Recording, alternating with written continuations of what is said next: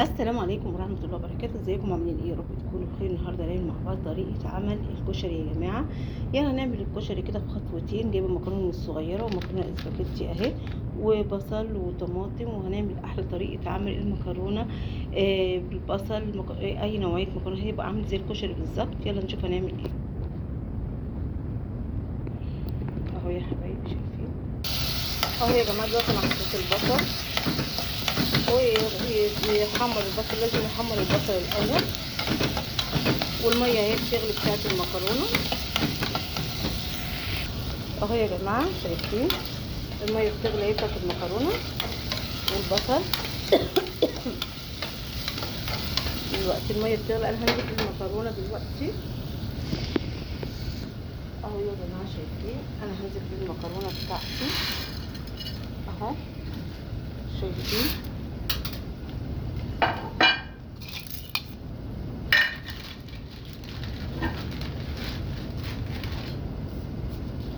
اهو.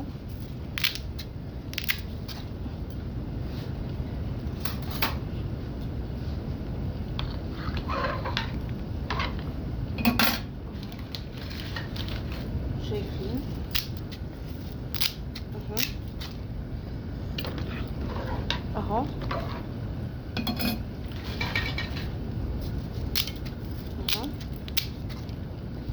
اهو البصل اهو شايفين يا جماعه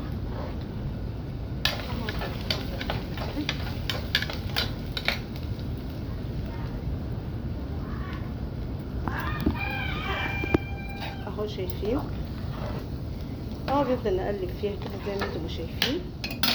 والبصله هي قربت تتحمر معايا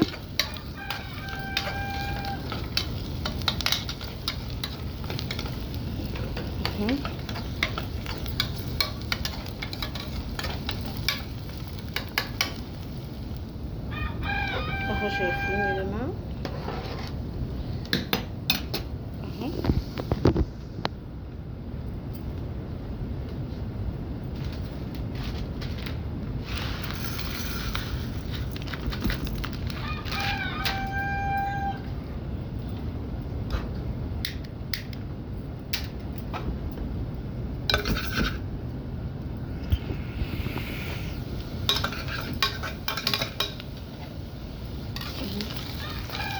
اول ما تحمر البصله احطها وهنزل بالطماطم على طول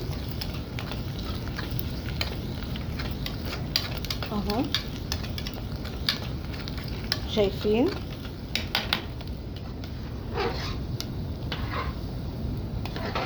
اهو. وبحمر شويه رز اهو. احمر شويه رز. عندك شعريه اعملي رز بشعريه، عندك اي حاجه ثانيه اعمليها.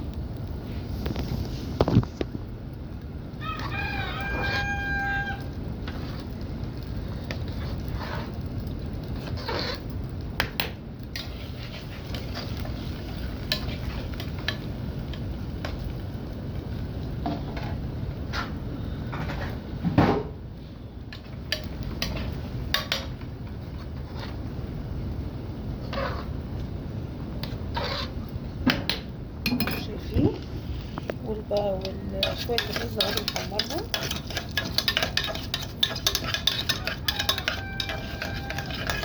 اهو شايفين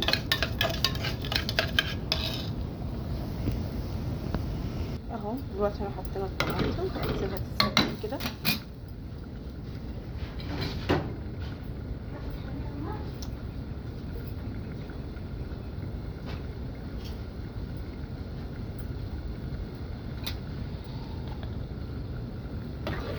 اهو.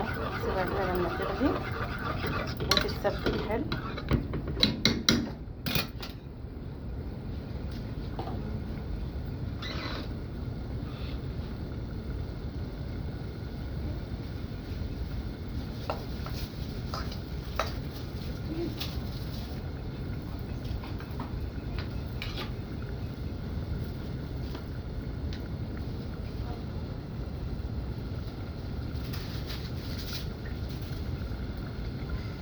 اهو.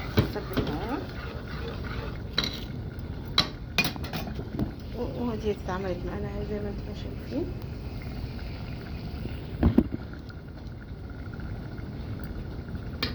اهو قربت اهو، بس نظبطها في الشكل النهائي ان شاء الله. واتعملت هخلص واغرف وارجع. اهو يا حبايبي شايفين بقى الفيديو الجميل بتاعنا اهو، احلى وقطع منه بكتير من بتاع المطاعم. اتمنى الفيديو يعجبكم. سلام.